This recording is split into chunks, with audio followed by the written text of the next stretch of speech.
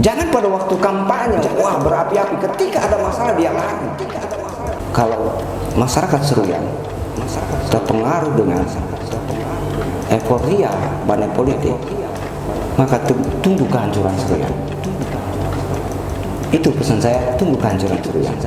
Halo sahabat berita Seruyan, jumpa lagi bersama saya Hendri Aditya di podcast Seruyan.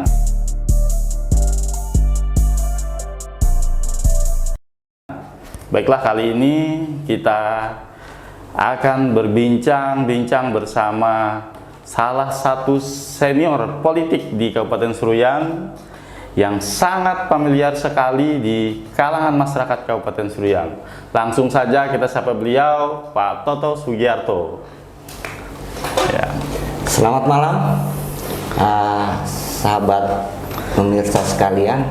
Salam energik untuk Seruyan. Jadi satu kehormatan saya bisa diundang bersama anak-anak muda yang memang potensial sekali memberikan edukasi, berdiskusi persoalan Seruyan pada malam hari ini. Iya, sahabat berita Seruyan, kali ini kita akan membahas tema yang mulai ramai ya Pak Toto ya di kalangan masyarakat, yaitu dunia politik, kabar politik di Kabupaten Seruyan, karena saat ini sudah memasuki tahapan-tahapan pilkada di Seruyan. Nah, namun sebelum masuk di tema tersebut, tentu saja kita akan mengorek sedikit kiprah Pak Toto Sugiarto di dunia politik. Siapa tahu nanti menginspirasi masyarakat di Kabupaten Seruyan untuk ikut berjuang di dunia politik untuk memajukan Kabupaten Seruyan. Mungkin Pak Toto bisa diceritakan mulai kapan Bapak terjun di dunia politik? Terima kasih Mas Hendri.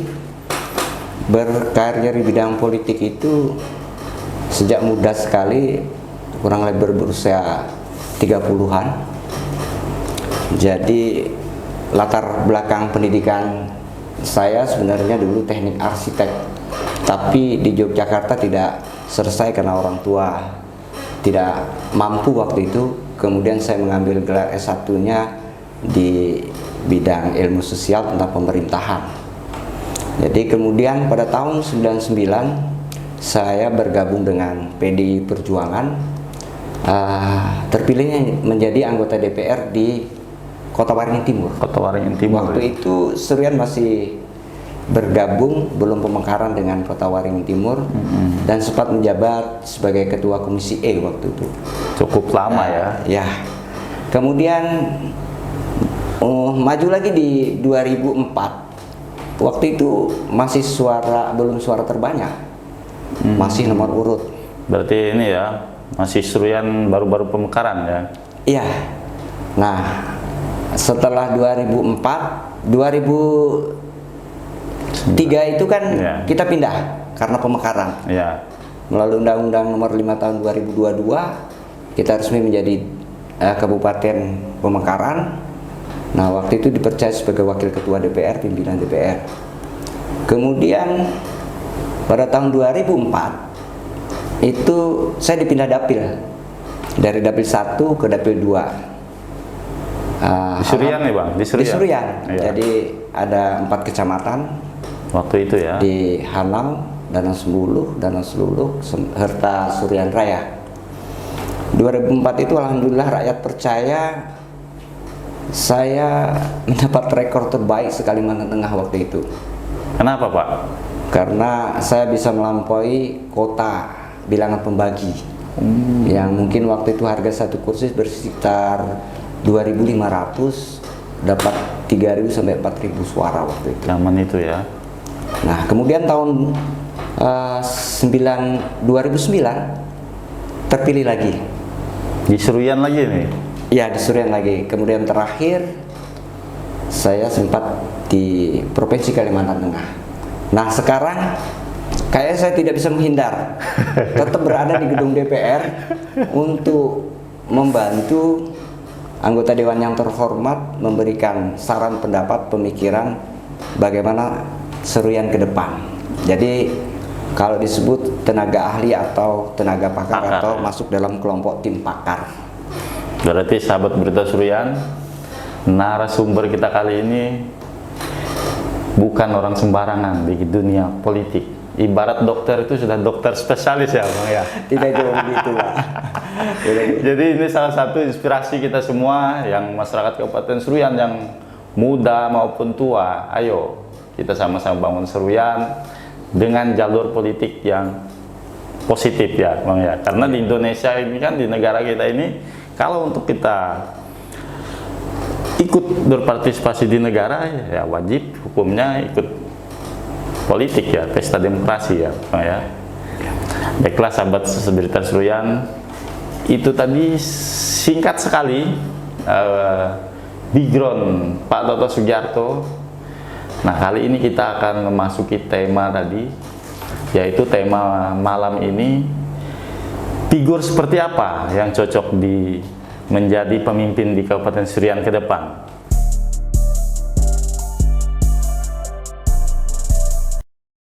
Mungkin Pak Toto bisa sharing sedikit, figur seperti apa nih Pak Toto? Nah, figur ini kan kalau kita bicara persoalan figur, tentu nanti itu ada di rakyat yang akan memilih. Sederhana sekali saya akan sampaikan bahwa figur itu yang pertama, seseorang yang peduli terhadap Seruyan, itu kunci yang pertama. Kemudian cerdas, dia merasa memiliki, berani, kemudian jujur. Ada 4 kriteria. Nah ini kalau kita kupas Bung Henry, yang dimaksud dengan cerdas gimana? Singkat saya sampaikan, cerdas untuk mengambil langkah-langkah kebijakan strategis di bumi Seruyan. Saya sepakat bahwa pemimpin itu harus cerdas ya. Nah, jujur ini penting. Karena seseorang tanpa dimodali sebuah kejujuran, tunggu saja kehancuran.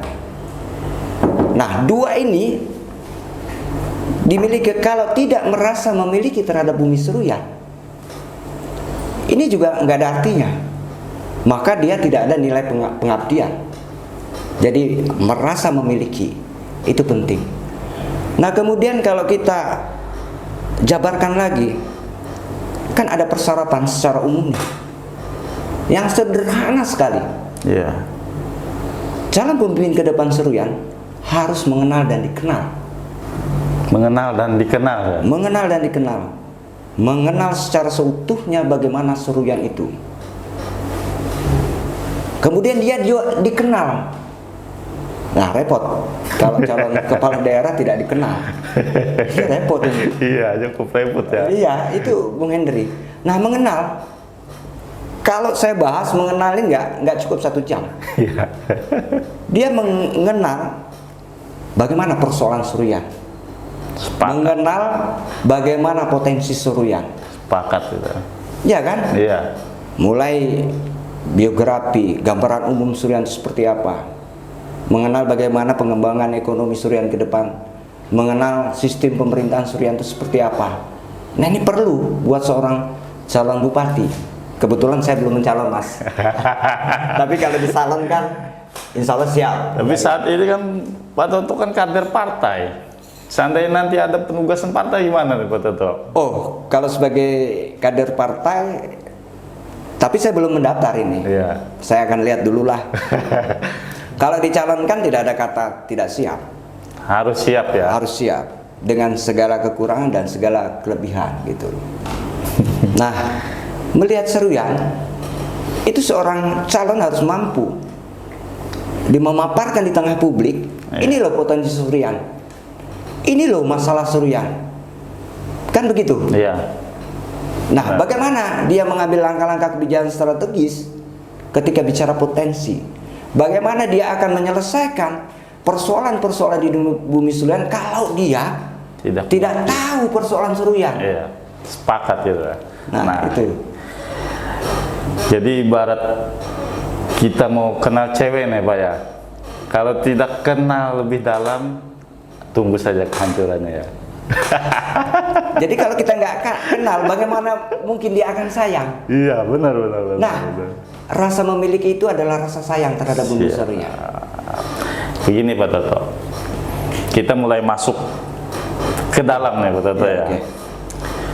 Mungkin akhir-akhir ini kan Seruyan ini terjadi branding bahwa Seruyan ini angka kemiskinan paling tinggi di Provinsi Kalimantan Tengah, Kabupaten Seruyan. Ini salah satu Pak Toto ya. Mungkin ada beberapa permasalahan, tapi kita tidak bisa memungkiri setiap pemimpin ada kelebihan, ada kekurangan. Nah, ini kita jadikan tantangan untuk pemimpin Seruyan ke depan. Apa yang harus dilakukan untuk menjawab tantangan itu, Pak Toto? Oke, Bung Hendri, menarik ini diskusi tentang persoalan. Berdasarkan indeks yang diambil dari indeks Provinsi Kalimantan Tengah, Ya. angka kemiskinan kita berada di 7,22%. Ya, benar. Ini data provinsi. Data provinsi ya. Syarat yang pertama adalah Seruyan memiliki data. Ya. 7,22% itu berada di titik mana? Nah, harusnya ini ada data di pemerintah daerah. Kebetulan saya sedang mentelaah dan mengkaji persoalan rencana pembangunan jangka panjang Kabupaten Seruyan itu tahun 2025 sampai tahun 2045. Jadi 25 tahun ke depan. Nah, rencana pembangunan jangka panjang ini menjadi dasar calon kepala daerah untuk untuk membuat visi dan misi yang tertuang di dalam RPJM. Nah, itu pentingnya. Dulu sih kalau di partai, kalau syarat menjadi mencalon bupati dan wakil bupati, minimal dia jadi DPR dulu lah. Iya. Itu syarat dulu. Syarat dulu ya. Karena dia mengerti tentang pemerintahan, Iya. belajar mengerti tentang pemerintahan. Iya. Dengan mengerti pemerintahan dia tahu tentang birokrasi, tahu tentang administrasi, kan begitu adanya itu. Nah, angka 7,22% itu menjadi topik bahasan sekarang di gedung DPR. Iya. Maka dalam waktu dekat eksekutif akan memaparkan di titik mana saja. Saya pernah belajar studi banding di Jembrana, Bali. Itu luar biasa. Bupatinya waktu itu Pak Idam Samawi. Di sana ada sekitar 160 desa. Saya sudah memilih. Saya pencet nomor telepon, kebetulan Ibu Kadesnya itu. Iya. Dia jawab, Pak Toto, ini ada kode rumah di desa kami ini ada merah, kuning, hijau. Yang masih merah ini adalah angka garis kemiskinan yang harus diselesaikan. Berarti ini by address ya. Iya, Berarti itu kadesnya tahu di desanya. ya. Berarti Seruyan harus seperti itu harusnya Pak ya. Kalau mau belajar, Bicara data ya, bicara harus kayak data. gitu. Saya jujur katakan, Seruyan miskin data sekarang. Ush. Nah ini menarik nih, miskin data. Padahal data itu salah satu syarat atau tujuan kita, acuan kita untuk mengambil suatu keputusan. Sepakat betul? Betul, betul, betul. Nah mungkin ini nanti menjadi tantangan atau pekerjaan tugas pemimpin ke depan, bagaimana memperhatikan masalah data ya. Karena benar kata Pak Toto tadi, kalau kita tidak memiliki data yang akurat, maka nanti akan salah beri obat. Ya Pak Toto? Nah, sekarang data yang diambil kan berdasarkan data statistik. Ya. Kalau perencanaan jangka panjang itu disusun 2000, sekarang mulai disusun 2023 dan kan diajukan pada tahun 2004 sekarang disusun. Ya. Data yang kita ambil ada 2022. Ya. Maka ini kesulitan ketika kita menyusun program, maka data itu tidak akurat. Maka di setiap SKPD perlu dilakukan langkah-langkah strategis tentang pemutahiran data. Kan begitu, Pak? Siap. Sepakat. Nah, itu. Nah, ini mudah-mudahan juga ini bukan kritikan, tapi memang harus saya kritik itu. Untuk Seruyan lebih Untuk baik perbaikan, ya. untuk Kita perbaikan. lebih baik ya. Nah, kalau itu tidak dilakukan, ya gimana? seorang bupati atau kepala dinas mau menyusun program, usulan, datanya nggak ada. Salah resep nanti ya Pak. Lah, calon bupati nanti harus punya visi ke depan loh. Itu kan syarat-syarat umum. Iya. Berarti kalau kita masukkan sepakat nggak Bung Hendri? Calon bupati ke depan dan wakil bupati harus visioner. Sepakat saya. Visioner, Sepakat. energik. Sepakat. Itu dia. Iya. Maka 3 syarat yang awal itu harus dimiliki. Nah sekarang bagaimana rakyat? Ketika dia bersosialisasi dengan rakyat, dia harus memaparkan visi misinya ke depan. Tapi bukan bentuk janji loh.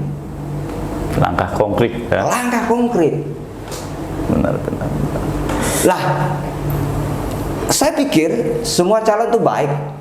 Oh, kita respon positif, Iya. baik. Karena ketika dia mencalon pasti niatnya ingin membangun. Ingin bangun Seruyan. Dan itu harus kita dukung. Oke? Sepakat. Tapi itulah ketika rakyat memilih, disinilah nanti kepiawaian seorang calon. Dia syarat pertama nanti ngajukan visi dan misi di KPU, kemudian dipaparkan di gedung DPR. Nah itu akan digodok di gedung DPR. Kemudian visi misinya nanti juga akan diuji dalam debat kandidat. Berarti ini masyarakat harus cerdas juga ini. Harus cerdas Harus itu. cerdas, benar. Kita sepakat memilih pemimpin itu. Yang pertama tadi apa betul? Cerdas, ikhlas, Rasa memiliki rasa memiliki, dan punya keberanian. sepakat. Nah, ini sahabat Berita Seruyan, kriteria yang menurut senior kita, tokoh politik kita yang harus kita dukung untuk membangun Seruyan ke depan. Jadi Pak Toto, saat ini kan sudah kita lebih masuk ke dalam lagi nih Pak Toto ya. Oke, tidak masalah. Saat ini kan pengamatan dari media sendiri, ada beberapa figur yang sudah menyatakan maju nih Pak Toto. Sedikitnya berdasarkan catatan kami nih ya, Ya. Pak Toto ya. Ada 5 putra putri terbaik Seruyan yang ingin maju sebagai Bupati Seruyan. Saya sebut saja namanya lah, ya kan? Oke, Karena sepakat. sudah bukan rahasia umum lagi ini. Ya, oke. Yang pertama adiknya Pak mantan Bupati Seruyan, Pak Yul Hedir, Ya. yaitu Pak Muhammad Muklis. Ya. Latar belakangnya pernah menjadi politikus ya kalau nggak salah. Betul. Saat ini aktif menjadi Kepala Dinas DLH Kabupaten Seruyan. Yang kedua, anak mantan Bupati Seruyan juga, Pak Darwan almarhum Pak Darwan Ali ya, Wajah ya. Hajah Iswanti, Ya. yang sebelumnya Wakil Bupati Kabupaten Seruyan pada zaman Pak Yuhedir. Beliau juga sudah terbuka menyatakan bahwa siap maju sebagai bakal calon Bupati Seruyan. Baru 2 nih. Ada lagi Haji Fajri, Ya. putra terbaik Hanau juga, Pembuang. Ya. Latar belakang pengusaha, dan beliau kader Partai Golkar, Ya. juga ingin maju. Dan yang sudah dideklarasikan petinggi partainya juga Ahmad Saleh Nurwanda ya. Ada 4 orang sudah yang latar belakangnya di Banker, di Bank Kalteng. Ya. Satu lagi nih Pak, Pak Anang Dirjo. Ya. Saat ini di Kepala Dinas di Spenda ya, di provinsi ya. Ya. Mungkin dari 5 ini Pak Toto bagaimana Mageta? Wakil nggak disebutkan? Wakilnya nanti aja lah. Oh ya. Oke, kelima ini saya kenal dekat semua. Siap. Saya sebutkan dari senior dulu ya, Pak Iya. Selino Rwanda. Ya. Itu kebetulan teman satu angkatan sekolah saya. Wih. Pada waktu sekolah itu termasuk murid cerdas. Kalau di 5-5-nya ini sudah memenuhi persyaratan SDM. Secara SDM itu bagus semua ya. Udah. Karena tidak ada lagi yang hanya STTA. Iya. Ada yang Jadi doktor kelima ya. ini bagus. Latar belakangnya juga mungkin kita sudah tahu Pak Selino Rwanda ini memang di dunia perbankan sudah tidak asing lagi. Iya. Jadi teman satu SMP. Kemudian Bu Hajah. Nah kalau ini kan teman satu partai. Haja Iswanti ya, Iya.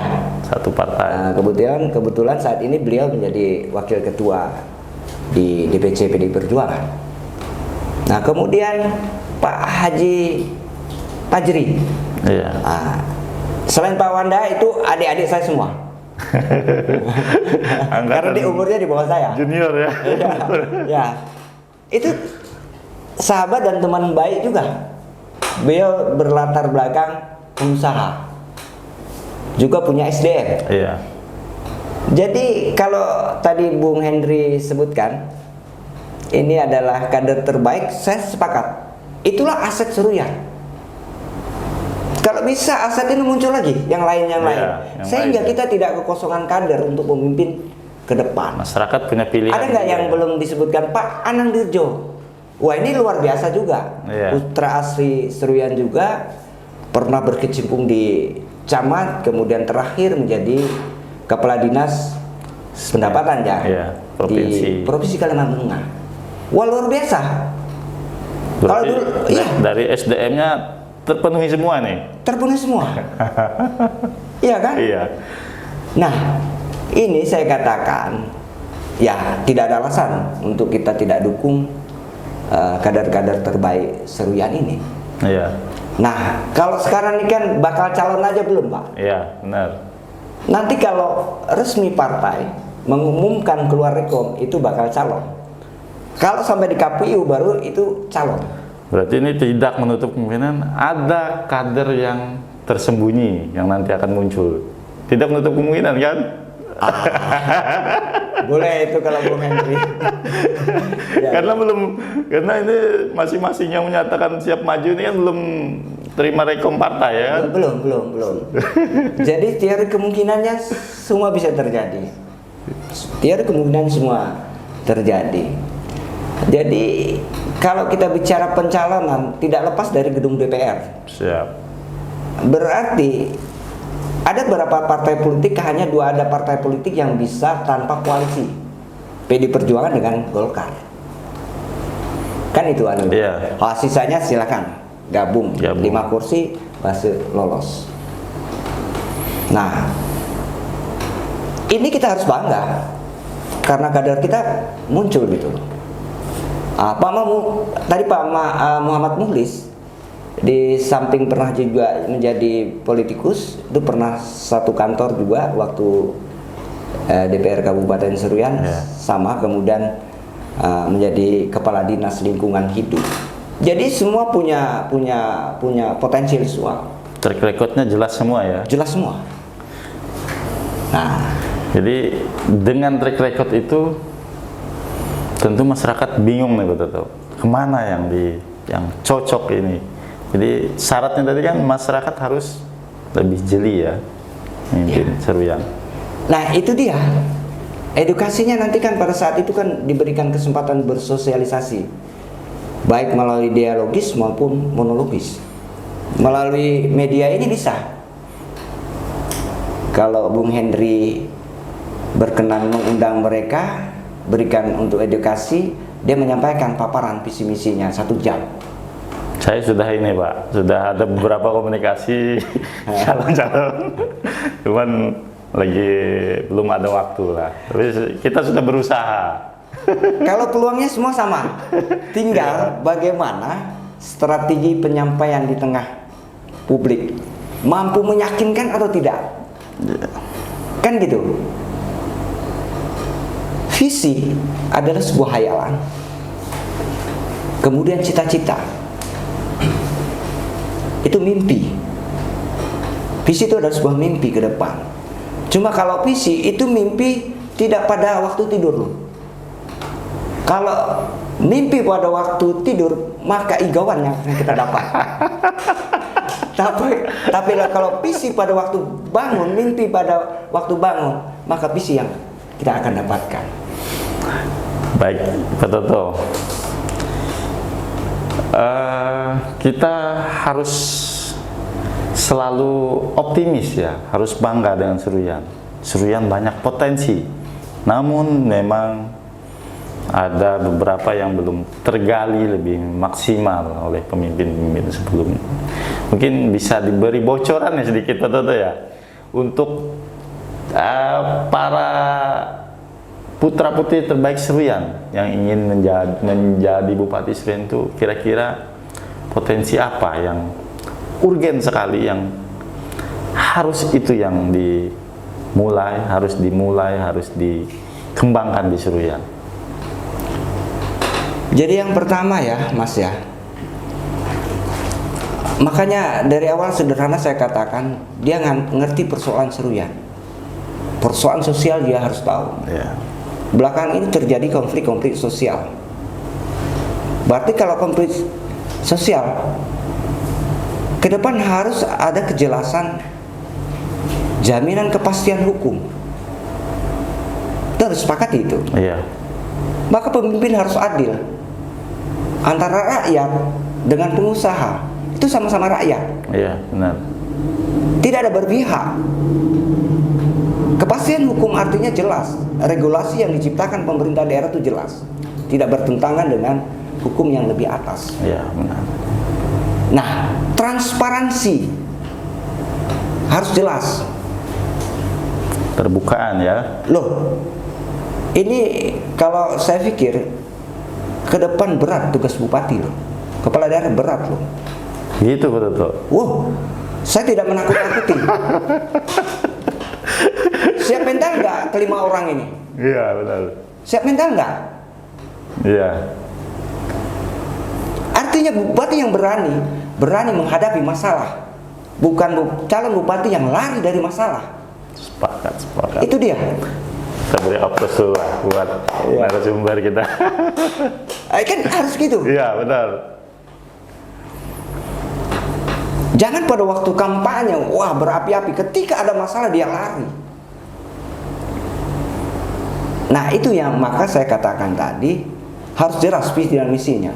Maka ketika mendengar dialog kita, maka yang belum mengerti tentang visi dan misi ini segera mereka belajar sekarang. Yang belum tahu persoalan Seruyan, mereka akan belajar. Ini nanti Pak Toto kebanjiran ini lah, job itu ya, konsultasi pada calon ini kayaknya. Nah hati-hati dalam menyampaikan visi misi, karena harus calon bupati mampu memberikan penjelasan kepada rakyat bahwa visi dan misi yang saya jelaskan ini bukan janji. Kan rakyat tahu, itu kan cuma janji saja. Setelah jadi lupa. Nah strategi ini saya tidak buka. Mahal ya? Mahal. Saya tidak buka.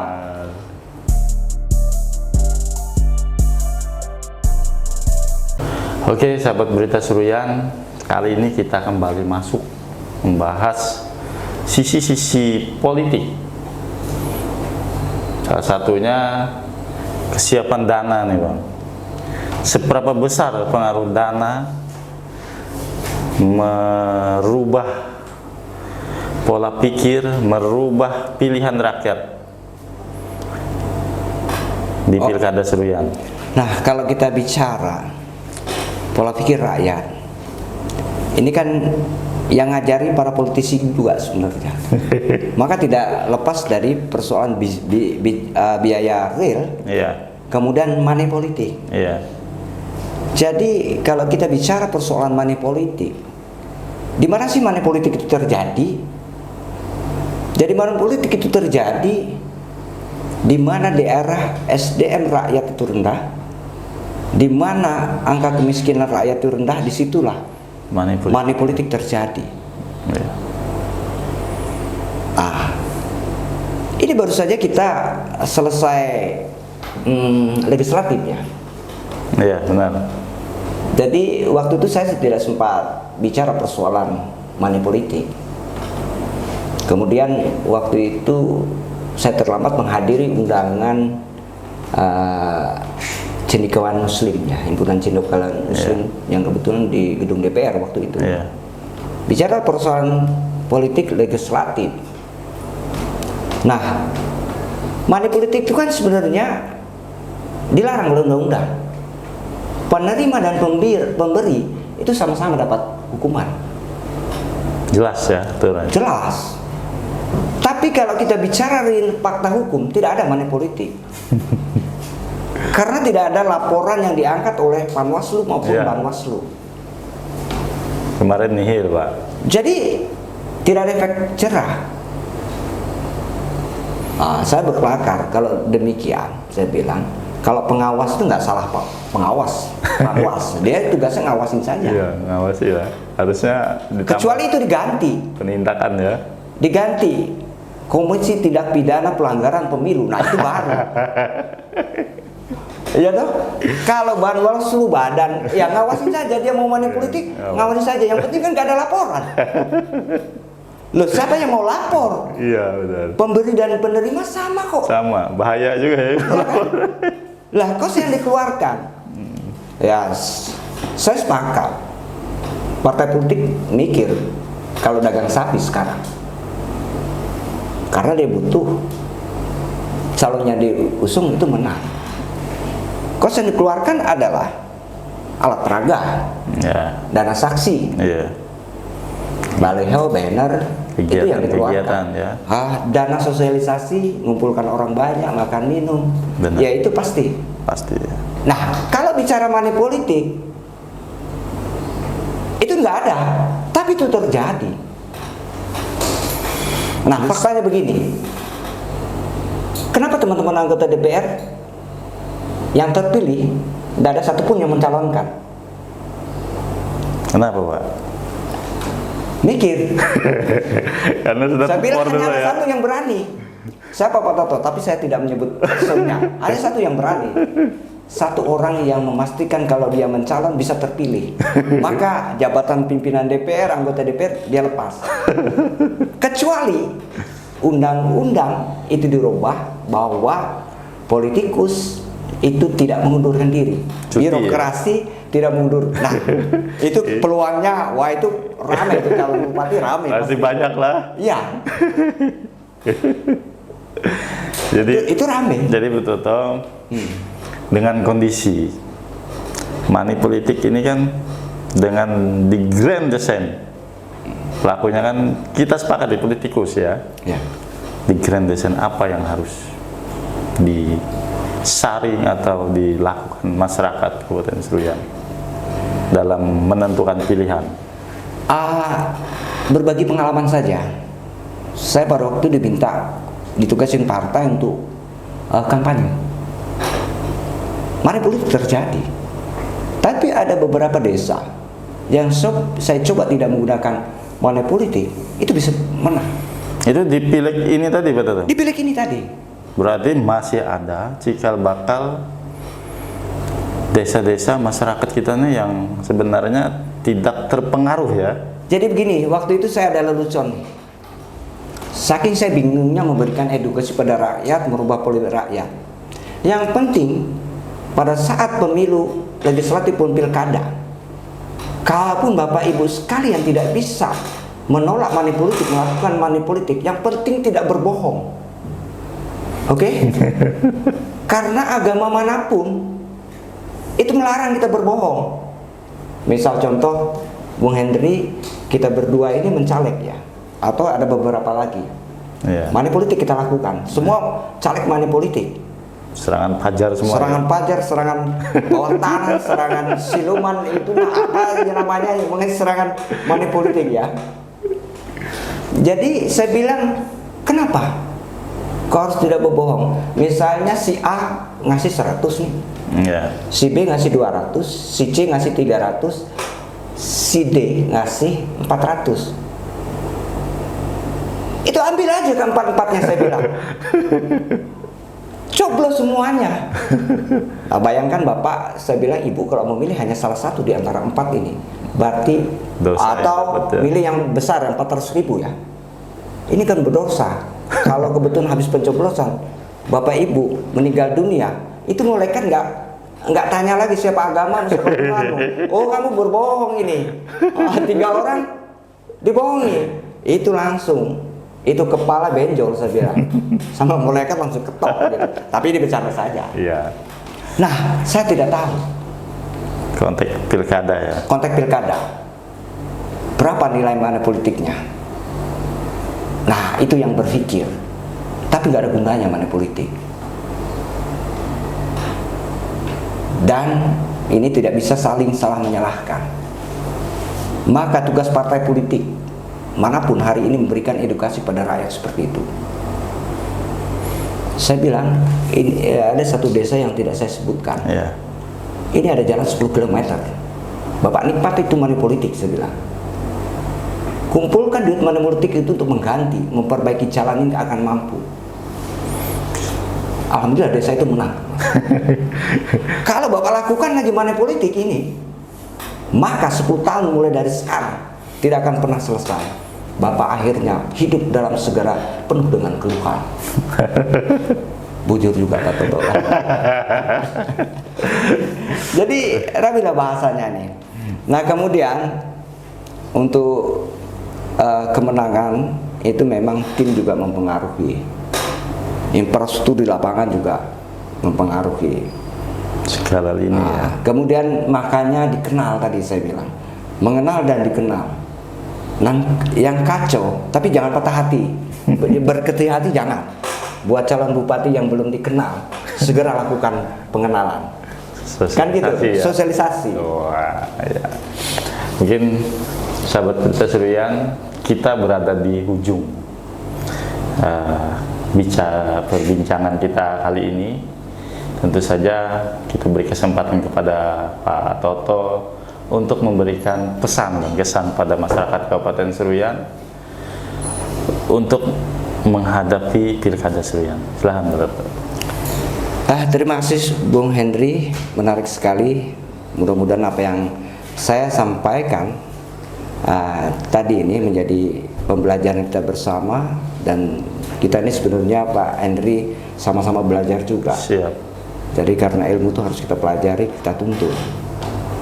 Jadi pentingnya pilkada ke depan ini, kita sudah mempunyai beberapa, ini sudah keempat ya kalau tidak salah. Nah, untuk rakyat Seruyan, sekarang harus benar-benar kita menentukan pilihan bukan karena uang. Jadi, kalau masyarakat Seruyan terpengaruh dengan euforia money politik, maka tunggu kehancuran Seruyan. Itu pesan saya, tunggu kehancuran Seruyan. Tapi saya yakin dan percaya, karena pilkada ini kan memang satu pasang saja ya yang terpilih, tidak beberapa kolektif kolegial. Maka saya yakin masa Seruyan akan kembali kepada fitrahnya nanti. Dia membutuhkan figur yang memang benar-benar peduli pada Seruyan. Itu. Jadi salam energik. Kalau saya dulu kan malam pun selamat pagi, semangat pagi. Kan gitu. Kira-kira demikian Mas Henry. Banyak terima kasih. Dan untuk masa Seruyan tetap melakukan aktivitas. Kemudian saya berpesan, kalau nanti kepala daerah itu bersosialisasi, maka paling tidak tanyakan kepada calon bupati, sejauh mana Bapak mengenal Seruyan. Tanyakan apa saja yang menjadi persoalan Seruyan. Kemudian minta penjelasan bagaimana Bapak menyelesaikan persoalannya. Kan begitu. Sepakat ya Mas Henry ya? Sepakat. Oke, Mas Henry. Iya. Baiklah sahabat Berita Seruyan, tiba di penghujung acara kita kali ini. Semoga apa yang kita bicarakan hari ini membuahkan hasil, membuat Seruyan lebih baik ke depan ya. Toto ya, terima kasih atas waktunya. Semoga Seruyan lebih baik dan maju lagi. Salam Berita Seruyan. Salam Berita Seruyan.